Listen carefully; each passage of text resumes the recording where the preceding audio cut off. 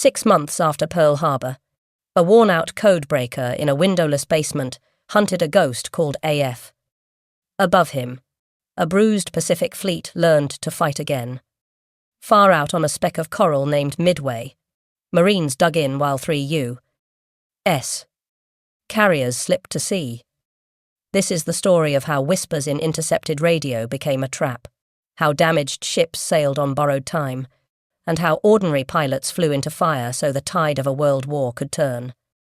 The morning sun cast long shadows across the twisted metal and scorched concrete of Pearl Harbor as Lieutenant Commander Joseph Rochefort hunched over his desk, surrounded by towers of intercepted Japanese messages. It was late April 1942, and the cryptanalyst hadn't seen his family in weeks. His uniform was wrinkled, his eyes bloodshot, but his mind was sharper than ever. Something big was coming. He could feel it in the patterns of enemy communications, in the increased radio traffic that flowed through Station Hypo like a river threatening to burst its banks.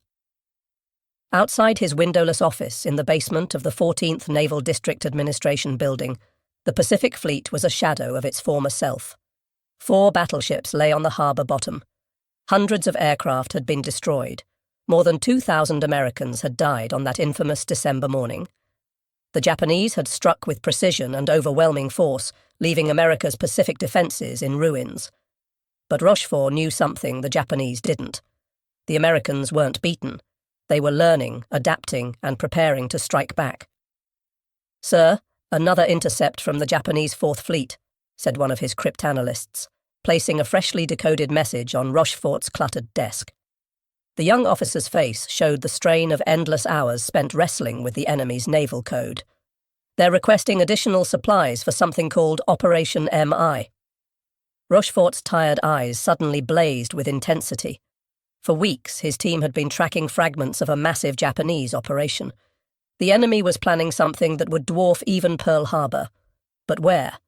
When? The coded designation AF appeared repeatedly in the intercepts, taunting them with its mystery. If they could crack this puzzle, they might turn the tide of the entire war. Admiral Chester Nimitz stood at the window of his headquarters, gazing out at the salvage crews still working to raise the sunken battleships. The white-haired Texan had taken command of the Pacific Fleet at its darkest hour, inheriting a demoralized force and an enemy that seemed unstoppable. Behind him, his intelligence officer, Commander Edwin Layton, cleared his throat nervously. "Admiral, Rochefort's team believes they've identified a pattern in the Japanese communications," Layton reported. "Something major is being planned for early June. The scale suggests it's their largest operation since the war began." Nimitz turned from the window, his ice-blue eyes focused intently on Layton. The Admiral had learned to trust his intelligence officers, even when their conclusions seemed impossible. Unlike many senior commanders who dismissed code-breaking as unreliable guesswork, Nimitz understood that information was the most powerful weapon in modern warfare.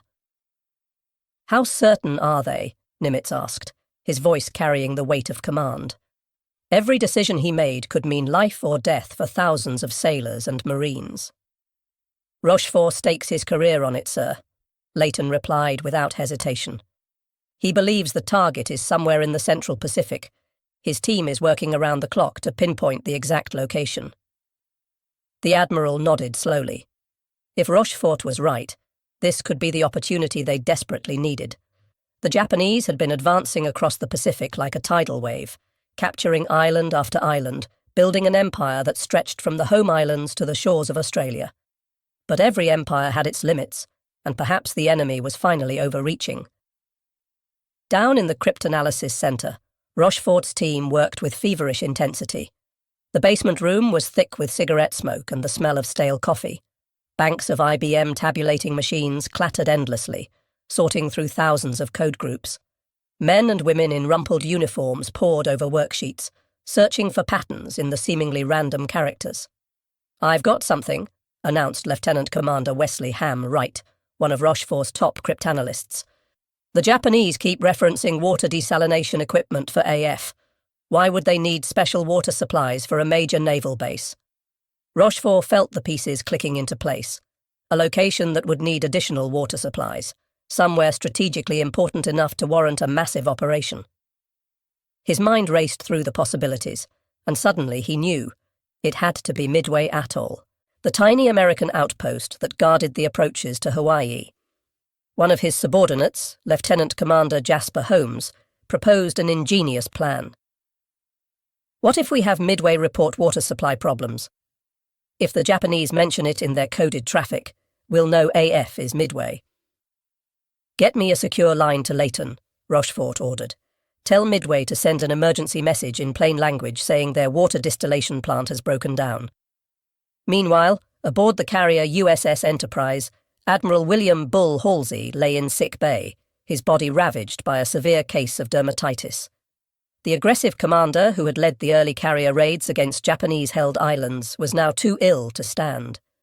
His task force was about to sail into the most important battle of the war, and he wouldn't be leading it. "Bill, you look like hell," said Admiral Raymond Spruance, visiting his old friend. The two men were opposites in many ways. Halsey was bold and instinctive, while Spruance was calculating and methodical. But they shared a deep respect for each other and an unshakable determination to defeat Japan. "Ray, I'm giving you my command," Halsey said weakly. "Take my boys and hit those bastards hard. They trust you, and so do I." Spruance nodded solemnly. He had never led carriers in combat before, but he understood the principles of naval warfare better than almost anyone. More importantly, he knew how to listen to his subordinates and make decisions based on facts rather than emotion. These qualities would soon be tested in ways no one could imagine.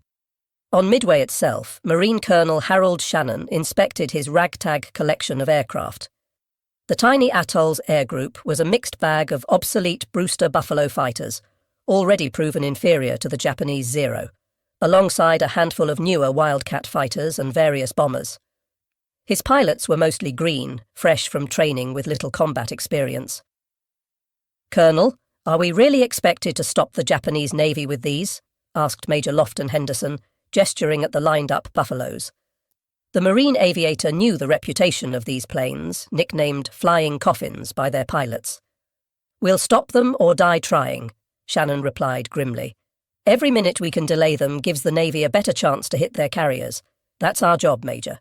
Buy time with everything we've got." Back at Pearl Harbor, confirmation came through that electrified Rochefort's team. Japanese intelligence had reported in their coded messages that AF was experiencing water shortages. The target was definitely Midway. Armed with this crucial intelligence, Nimitz called his senior commanders to an urgent meeting. "Gentlemen, we know where they're going and approximately when," Nimitz announced to the assembled officers. "The Japanese are sending at least 4 carriers to attack Midway in early June. This is our chance to ambush them." Captain Miles Browning, Halsey's chief of staff who would now serve under Spruance, studied the intelligence reports.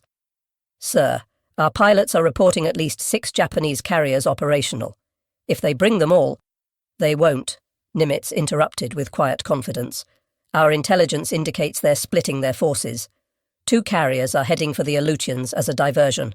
That leaves 4 for Midway, and we'll be waiting with 3. The mathematics were still daunting. The Japanese carriers, Akagi, Kaga, Soryu and Hiryu, were veterans of Pearl Harbor and the Indian Ocean raids. Their pilots were the best in the world, with years of combat experience. The American carriers, Enterprise, Hornet and Yorktown, had brave crews but far less experience. Moreover, Yorktown had been badly damaged at the Battle of Coral Sea and was limping back to Pearl Harbor. "How long to repair Yorktown?" Nimitz asked, turning to his maintenance officer. 3 months minimum, Admiral." She took bomb hits that went deep into her structure. There's significant damage to her flight deck and fuel systems. "You have 3 days," Nimitz said flatly. "Whatever it takes, I want that ship operational and sailing with the others." The maintenance officer's jaw dropped, but he saw the determination in Nimitz's eyes. "Yes, sir. We'll work around the clock." As May drew to a close, Pearl Harbor became a hive of desperate activity. 1,400 workers swarmed over Yorktown, welding, hammering, and installing new equipment. The repairs that should have taken months were compressed into 72 hours of superhuman effort. Men worked until they collapsed from exhaustion, knowing that every rivet they drove, every plate they welded, might make the difference between victory and defeat. Lieutenant Commander John Thatch, one of the Navy's premier fighter tacticians, gathered his pilots aboard Yorktown. He had developed new tactics specifically to counter the superior maneuverability of the Japanese Zero, which had dominated every aerial engagement so far. "Listen up," Thatch addressed his young aviators. "The Zero can outturn us, outclimb us, and it's faster. But it's lightly built. Our Wildcats can take punishment and keep flying. We're going to use a new formation I call the Thatch Weave. Work in pairs, cover each other, and never try to dogfight a Zero one-on-one." Among the pilots was Ensign George Gay, fresh from flight school with barely 300 hours of flight time. The young Texan tried to hide his nervousness as Thatch explained how they would attack the Japanese fleet. The torpedo bombers would go in low and slow, perfect targets for enemy fighters and anti-aircraft fire. Everyone knew it was practically a suicide mission, but no one voiced their fears. In the intelligence offices, analysts worked to piece together the complete Japanese order of battle. They knew Admiral Yamamoto, the architect of Pearl Harbor, was personally commanding the operation. The strike force would be led by Admiral Nagumo, who had commanded at Pearl Harbor. The intelligence painted a picture of overwhelming Japanese confidence. They were coming to finish what they had started 6 months earlier. "They're bringing everything," reported one of Nimitz's planning officers. "Battleships, cruisers, destroyers, transports with invasion troops. They intend to take Midway and use it as a base for further operations against Hawaii." "Let them come," Nimitz responded calmly. "The bigger the force, the more they have to lose." On May 28th, Task Force 16, centered on Enterprise and Hornet under Spruance's command, slipped out of Pearl Harbor. The carriers were screened by cruisers and destroyers, their crews at battle stations. 2 days later, on May 30th, Yorktown followed, her hull still bearing fresh welds and patches. The 3 carriers would rendezvous northeast of Midway at a position designated Point Luck, perfectly positioned to ambush the approaching Japanese. Aboard Enterprise, Spruance studied the latest intelligence updates with his staff. The quiet admiral was known for his analytical mind and careful planning. Unlike the impulsive Halsey, Spruance calculated every move, considering all possibilities before making decisions. "The Japanese expect to achieve surprise," Spruance told his staff. "They believe our carriers are still in the South Pacific or back at Pearl Harbor. That overconfidence is our greatest advantage. We must use it wisely." Commander Wade McClusky, commanding Enterprise's air group, prepared his pilots for what lay ahead. A veteran naval aviator, McClusky understood both the capabilities and limitations of his aircraft and men. "When we find their carriers, we hit them with everything we've got," McClusky briefed his squadron commanders. "The dive bombers will attack from high altitude while the torpedo planes go in low. Fighter cover will be limited, so speed and surprise are essential." Among McClusky's pilots was Lieutenant Richard Dick Best, commanding Bombing Squadron 6. Best was known for his exceptional accuracy in dive bombing, a skill that would soon prove crucial. He gathered his own pilots for a more detailed briefing. "Remember, we're looking for their carriers, not the battleships or cruisers," Best emphasized. "I don't care how tempting the other targets look. We sink their carriers, and we win this war." As May turned to June, both fleets moved toward their fateful encounter. The Americans had positioned themselves perfectly, thanks to their code-breaking success. But intelligence was only part of the equation. The coming battle would be decided by the skill and courage of the pilots, the decisions of commanders under extreme pressure, and the thin margin between victory and disaster that characterized carrier warfare. On Midway itself, preparations reached a fever pitch.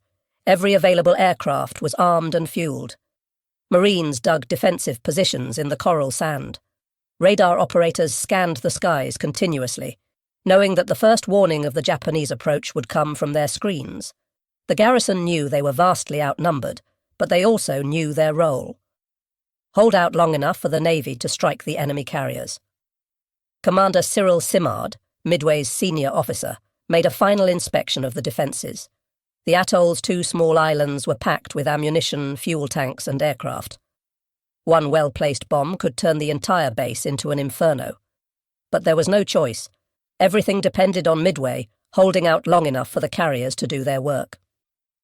As darkness fell on June 3, 1942, American PBY Catalina patrol planes spread out from Midway in long search patterns. These slow, ungainly aircraft would be the first to spot the approaching enemy. Their crews knew that making contact with the Japanese fleet meant almost certain death, as the lumbering patrol planes were easy prey for Zero fighters. But finding the enemy was worth any sacrifice. At 0900 on June 3rd, Ensign Jack Reed, piloting a PBY, spotted ships on the horizon. "Sighted main body," he radioed. "Bearing 262, distance 700 miles.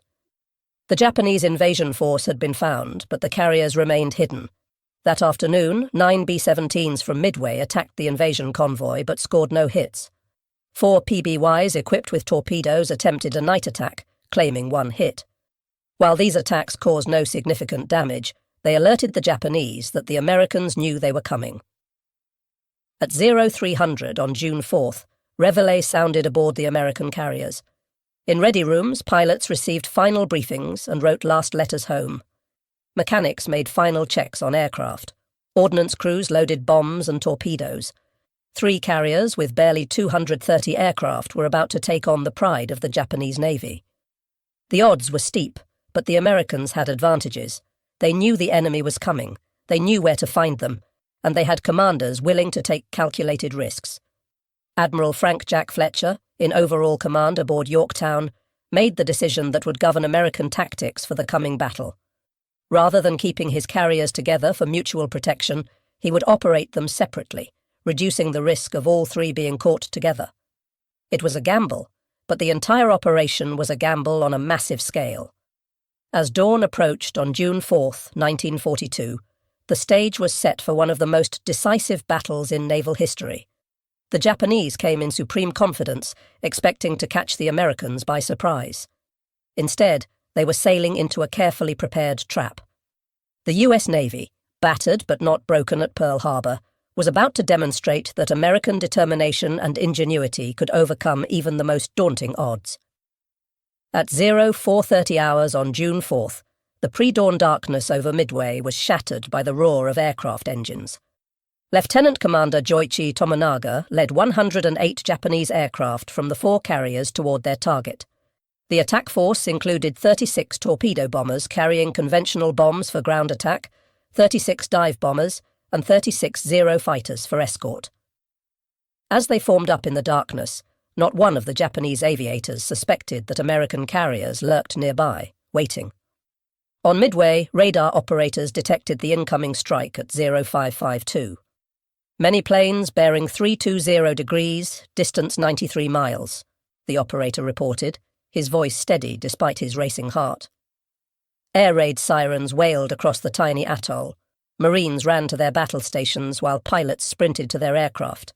Every flyable plane on Midway had to get airborne immediately or risk destruction on the ground. Major Lofton Henderson led Marine Scout Bombing Squadron 241 into the dawn sky, including his obsolete Buffalo fighters, knowing they were heading into a massacre. The Buffalo was slower, less maneuverable, and more lightly armed than the Zero. But Henderson's Marines had absolute determination to protect their base at any cost. "Enemy fighters, 12 o'clock high." The radio crackled with warnings as the Marines met the incoming strike force head-on. The Zeros pounced on the American fighters like hawks among pigeons. Within minutes, the sky was filled with burning American planes spiraling toward the ocean. Henderson's aircraft was among those shot down as he led his squadron's dive bombers in their attack. But the Marine sacrifice wasn't in vain. Their attack disrupted the Japanese formation and forced the bombers to take evasive action. More importantly, it bought precious time for Midway's bomber force to clear the island and head for the Japanese fleet, whose position had been reported by searching PBY patrol planes.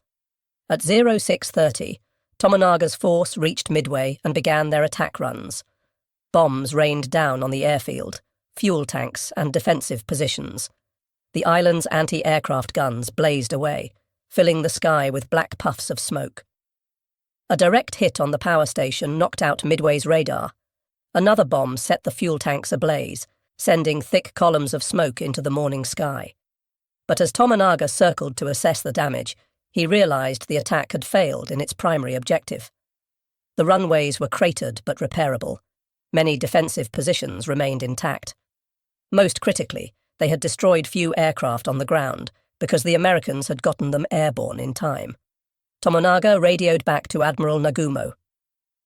There is need for a second attack wave.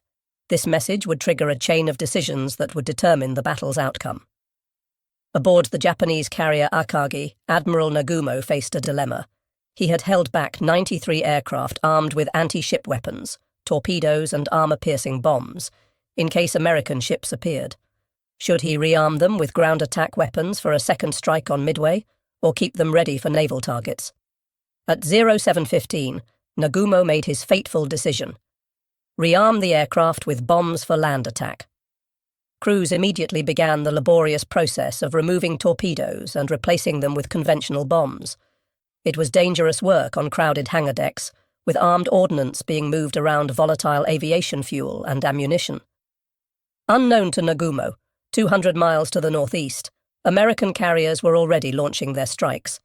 Admiral Spruance, commanding Enterprise and Hornet, had made the crucial decision to launch everything he had at maximum range. It was a calculated risk.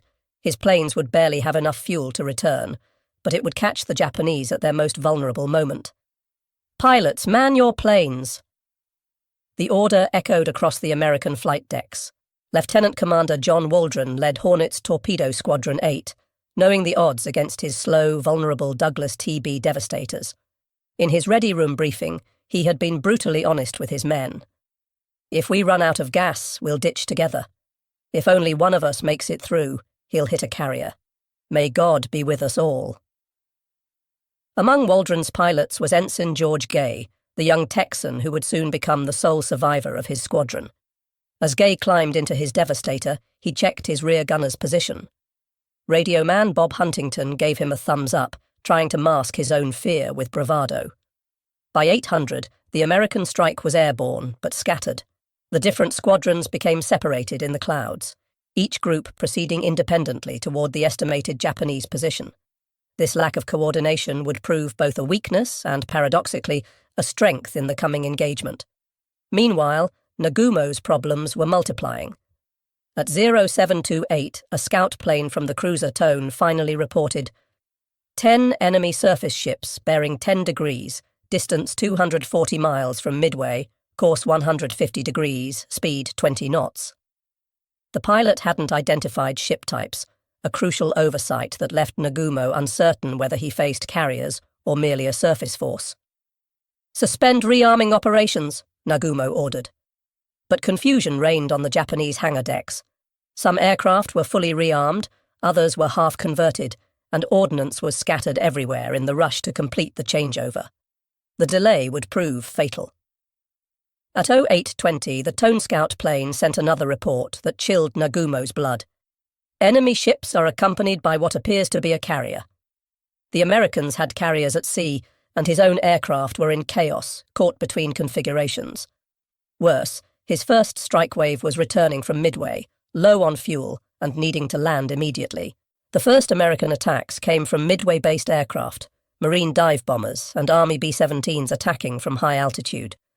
These uncoordinated attacks scored no hits, and the Japanese carriers easily evaded the falling bombs. Zero fighters slaughtered the Marine planes, but each failed attack forced the Japanese carriers to maneuver, delaying flight operations. At 0920, Lieutenant Commander John Waldron spotted the Japanese fleet through breaks in the clouds. His torpedo squadron was alone, having become separated from the fighters and dive bombers. Waldron knew attacking without fighter cover was suicide, but he also knew this might be their only chance. "Attack immediately," Waldron ordered, leading his 15 Devastators down toward the Japanese carriers. The Zeros were waiting. As the slow torpedo bombers lumbered toward their targets at wave-top height, the Japanese fighters attacked ferociously. One by one, the Devastators burst into flames and crashed into the sea. Ensign Gay watched in horror as his squadron mates died around him. Waldron's plane was hit and cartwheeled into the ocean. Others exploded in mid-air or broke apart under the concentrated fire. Gay pressed on, his gunner Huntington firing desperately at the swarming Zeros until he was killed by a burst of cannon fire. Gay released his torpedo at the carrier Soryu, then flew directly over the ship so low he could see the faces of Japanese sailors. Moments later, his plane was riddled with bullets and crashed into the sea. Wounded but alive, Gay inflated his life jacket and hid under a floating seat cushion, becoming an unwilling spectator to the battle's climax. Torpedo Squadron 8 had been annihilated. All 15 devastators were shot down. Of 30 men, only George Gay survived. Their torpedoes, plagued by technical problems, either missed or failed to explode. But their sacrifice had not been in vain.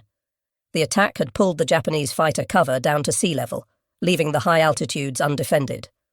More American torpedo squadrons arrived and met similar fates. Enterprise's Torpedo Squadron 6 lost 10 of 14 aircraft. Yorktown's Torpedo Squadron 3 lost 10 of 12. The obsolete devastators and their defective torpedoes seemed to validate Japanese confidence in their superiority. But the repeated attacks were forcing constant evasive maneuvers, preventing Nagumo from launching or recovering aircraft. By 1020, the Japanese carriers were in chaos. Returning aircraft from the Midway strike circled overhead, desperately low on fuel. The flight decks were crammed with aircraft being refueled and rearmed. Bombs and torpedoes were scattered on the hangar decks. Fire safety procedures were being ignored in the rush to prepare a strike against the American carriers. It was at this moment of maximum vulnerability that Commander Wade McClusky arrived overhead with 33 dive bombers from Enterprise. McClusky had led his squadrons on an exhausting search, flying beyond the point where fuel reserves allowed safe return. Just as he was about to turn back, he spotted a Japanese destroyer racing northeast.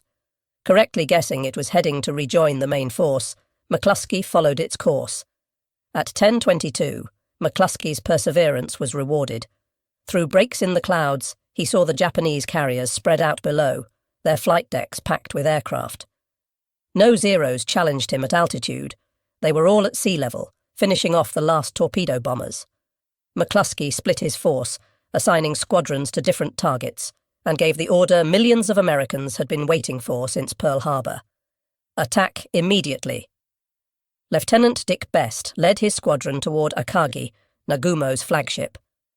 As he pushed over into his dive, Best kept his eye on the growing shape of the carrier. At 2,500 feet, he released his 1,000-pound bomb and pulled out sharply. Behind him, his wingmen followed in precise sequence. Most bombs missed. The pilots were exhausted and diving through anti-aircraft fire, but Best's bomb was perfectly placed. It punched through Akagi's flight deck and exploded in the hangar deck among fueled and armed aircraft. The result was catastrophic. Secondary explosions rippled through the ship as fuel and ordnance detonated in a chain reaction. Within minutes, Akagi was an inferno. Simultaneously, Kaga was hit by at least 4 bombs from McClusky's other squadron. The hits started uncontrollable fires among the packed aircraft. At nearly the same time, Lieutenant Commander Max Leslie's dive bombers from Yorktown scored 3 direct hits on Soryu in a textbook attack. Within 6 minutes, 3 of Japan's premier carriers were burning wrecks. From his hiding place in the water, Ensign Gay watched the Japanese carriers explode. The ships that had seemed so invincible moments before were now funeral pyres. He could see Japanese sailors abandoning ship, leaping into the oil-covered ocean to escape the flames. The bodies of his squadron mates floated nearby, but their sacrifice had made this moment possible. Admiral Nagumo, forced to transfer his flag from the burning Akagi to a cruiser, was in shock. 3/4 of his striking power had been eliminated in minutes. Akagi, Kaga, and Soryu were finished. Only Hiryu remained operational, racing northwest to escape while launching a counterstrike. The Japanese Navy's aura of invincibility, built through 6 months of victories, had been shattered. But the battle wasn't over. Hiryu's counterstrike found Yorktown early that afternoon. Despite determined defense by fighters and anti-aircraft fire, Japanese dive bombers scored 3 hits that left the American carrier burning and listing. Damage control parties fought desperately to save the ship, and their efforts seemed successful until a second strike by torpedo bombers put 2 more torpedoes into Yorktown's hull. Admiral Fletcher transferred to a cruiser, passing tactical command to Spruance. Yorktown's crew abandoned ship, but the tough carrier refused to sink. She would remain afloat until June 7th, when Japanese submarine Y-168 found her and delivered the final torpedo hits that sent her to the bottom. The loss of Yorktown was painful, but by then Hiryu had joined her sisters in destruction. Late on June 4th, dive bombers from Enterprise found the last Japanese carrier and left her burning from stem to stern. 4 Japanese carriers, the core of the force that had attacked Pearl Harbor, now lay on the bottom of the Pacific. As darkness fell on June 4th, American pilots returned to their carriers with barely fumes in their tanks. Many aircraft, damaged in combat or out of fuel, ditched in the darkening seas. Destroyers raced to rescue pilots from the water. The human cost had been high, but the strategic victory was complete. Admiral Spruance, cautious and calculating, resisted the temptation to pursue the retreating Japanese. He knew Yamamoto's battleships were somewhere in the darkness, and his pilots were exhausted. Better to preserve his victory than risk his carriers in a night engagement where battleship guns could be decisive. It was a controversial decision, but it proved correct. As June 5th dawned, American search planes found only burning hulks and scattered survivors where the Japanese fleet had been. The few remaining Japanese aircraft, launched from cruisers and the crippled carriers before they sank, made desperate attacks but achieved nothing. Over the next 2 days, American forces continued attacks on the retreating Japanese, sinking the heavy cruiser Mikuma and damaging other vessels. The statistics were staggering. Japan had lost 4 fleet carriers, 1 heavy cruiser, 248 aircraft, and 3,057 men, including many of their most experienced pilots. The Americans had lost 1 carrier, 1 destroyer, 147 aircraft, and 362 men. But the numbers only told part of the story. Japan's offensive capability in the Pacific had been permanently crippled. The initiative had passed to the Americans. In the aftermath, both sides sought to understand what had happened. For the Americans, the victory validated their faith in intelligence and calculated risk-taking. Nimitz's decision to trust his codebreakers, Spruance's careful tactical decisions, and the incredible courage of the pilots had combined to achieve what seemed impossible. For the Japanese, Midway was a stunning reversal that exposed fundamental flaws in their planning and doctrine. The assumption of superiority, the complex operational plan that dispersed their forces, the failure to adequately scout for American carriers, and the crucial minutes of vulnerability during the rearming process had all contributed to disaster. But perhaps the most important factor was the sacrifice of the American torpedo bomber crews. Their seemingly futile attacks had created the conditions for victory by disrupting Japanese operations and pulling down the fighter cover. Men like John Waldron and his squadron had known they were flying to almost certain death, but they pressed home their attacks anyway. As news of the victory spread, America erupted in celebration. After 6 months of defeat and retreat, the United States had won its first major victory against Japan. The road to Tokyo would be long and bloody, but Midway proved it could be travelled. The Japanese Navy, which had seemed invincible since Pearl Harbor, had been decisively beaten by a smaller American force. In Japan, the government hid the extent of the defeat from the public. Returning sailors were isolated to prevent word from spreading. The official story claimed a great victory, but the Navy knew the truth. The offensive phase of Japan's war was over. From now on, they would be on the defensive, trying to hold what they had conquered against an increasingly powerful American counteroffensive. The Battle of Midway became a turning point not just in the Pacific War, but in world history. It demonstrated that intelligence, properly used, could overcome numerical disadvantage. It showed that courage and sacrifice, even in apparent failure, could create opportunities for victory. Most importantly, it proved that the United States had the will and capability to defeat even the most formidable enemy. Admiral Nimitz, in his after-action report, gave credit where it was due, to the codebreakers who had uncovered the Japanese plan, to the commanders who had made crucial decisions under pressure, and above all to the pilots who had pressed home their attacks against overwhelming odds. But he also recognized the role of chance in war. Had the American dive bombers arrived 5 minutes later, after the Japanese had launched their strikes, the outcome might have been very different. The Japanese Navy would never recover from Midway. The 4 carriers lost represented years of construction and decades of pilot training that could not be replaced. While Japan would commission new carriers, they would never again achieve the combination of ships, aircraft, and experienced aircrews that had made their early victories possible. For the young American pilots who survived, Midway was a defining moment. Men like Dick Best, who had placed the bomb that doomed Akagi, would continue flying throughout the war, but nothing would match the intensity of those few minutes over the Japanese fleet. Others, like Ensign Gay, would carry the memory of fallen comrades for the rest of their lives. The battle also marked a revolution in naval warfare.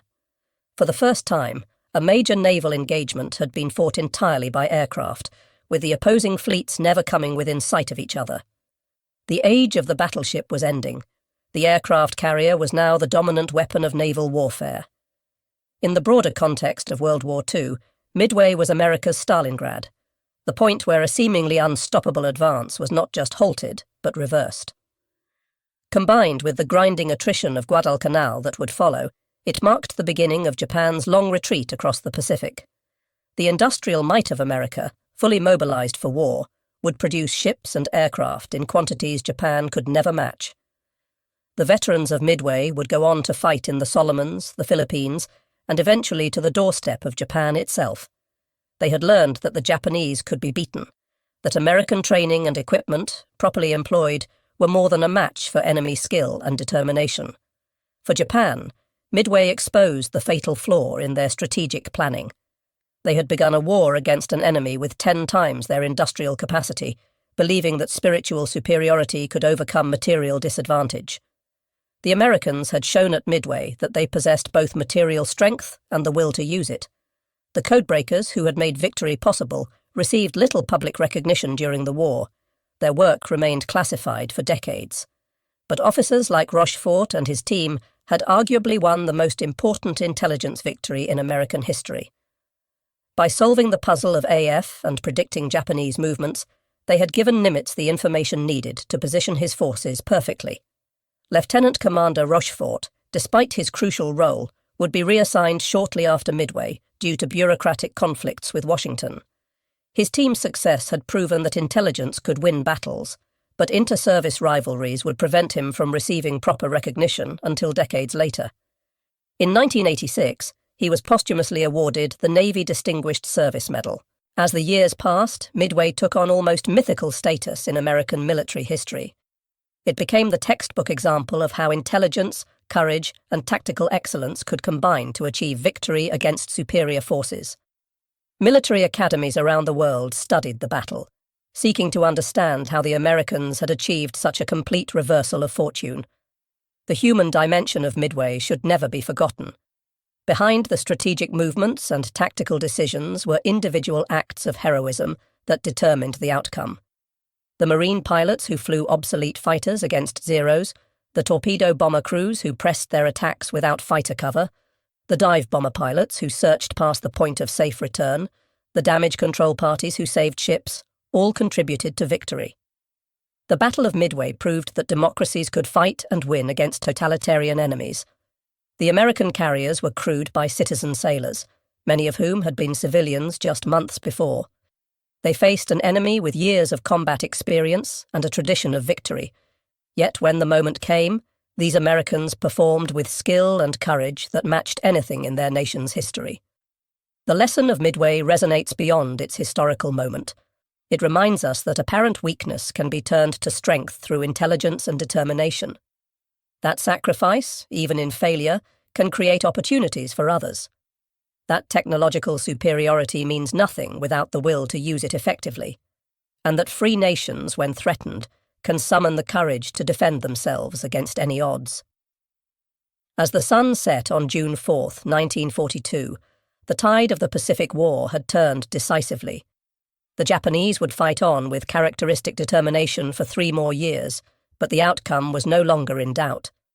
At Midway, a smaller American force had destroyed the heart of Japanese naval power and seized the initiative. Admiral Yamamoto's pre-war prediction had proven prophetic. He had warned that he could run wild for 6 months or a year, but after that he had no confidence. Midway occurred exactly 6 months after Pearl Harbor. The architect of Japan's early victories had understood that once America recovered and mobilized its strength, Japan's defeat was inevitable. At Midway, that inevitability became reality, written in the burning hulks of 4 aircraft carriers and the sacrifice of brave men who fought and died for their nations in the vast Pacific sky. The impact of Midway extended far beyond the immediate tactical victory. It demonstrated that the United States could gather intelligence, plan operations, and execute complex naval battles with precision. The coordination between codebreakers, planners, and combat forces had created a new model for modern warfare. Future operations would build on these lessons, combining intelligence gathering with tactical execution. For the individual sailors and airmen who fought at Midway, the battle represented a personal triumph over fear and adversity. Young men who had never seen combat performed acts of extraordinary courage. Mechanics worked through exhaustion to keep planes flying. Damage control teams saved ships that should have sunk. Radio operators maintained communications under fire.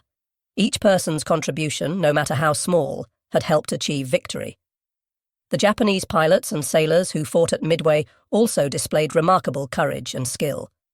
Despite the disaster that befell their carriers, they fought with determination until the end. Many chose death over surrender, going down with their ships or flying their damaged aircraft into the sea rather than be captured. Their sacrifice, though in a losing cause, reflected the warrior tradition that had made them such formidable opponents. In the aftermath of Midway, both navies would apply the lessons learned. The Americans would refine their carrier tactics, improve their aircraft, and develop better torpedoes. The Japanese would struggle to rebuild their carrier forces and train new pilots to replace those lost. But the fundamental shift in momentum could not be reversed. America's industrial production would soon flood the Pacific with new ships and planes, while Japan's resources dwindled. The Battle of Midway stands as one of history's most decisive naval engagements. In the span of a few minutes on June 4, 1942, the course of the Pacific War changed forever. American dive bombers, arriving at the perfect moment, struck Japanese carriers at their most vulnerable. The resulting destruction ended Japan's offensive capabilities and began the long American advance across the Pacific. Today, Midway Atoll is a wildlife refuge, its runways abandoned and its facilities crumbling. But the waters around it remain hallowed ground, where brave men from both nations fought and died in a battle that shaped the modern world. Their sacrifice reminds us that freedom requires vigilance, that intelligence and preparation can overcome seemingly insurmountable odds, and that ordinary people can achieve extraordinary things when their nation's survival is at stake. The legacy of Midway lives on in the United States Navy's emphasis on intelligence, carrier aviation, and flexible tactics. It proved that naval warfare had entered a new age, where information was as important as firepower, where aircraft could sink the mightiest ships, and where victory went to those who could adapt fastest to changing circumstances. These lessons continue to guide naval strategy in the 21st century. As we remember Midway, we honour not just the victory, but the men who achieved it. From Admiral Nimitz making strategic decisions at Pearl Harbor to Ensign Gay floating in the ocean watching his squadron's sacrifice bear fruit, each participant played a vital role. Their combined efforts turned potential defeat into decisive victory, changing the course of history and demonstrating that free peoples, united in purpose, can overcome any challenge. The Battle of Midway was more than a military victory. It was a triumph of intelligence over ignorance, preparation over complacency, and courage over fear. It showed that America had the will and ability to fight a global war and win. Most importantly, it proved that the values of democracy and freedom, defended by brave men and women, could prevail against tyranny and aggression. That lesson, learned in the waters around a tiny Pacific atoll, remains as relevant today as it was on that fateful June morning in 1942.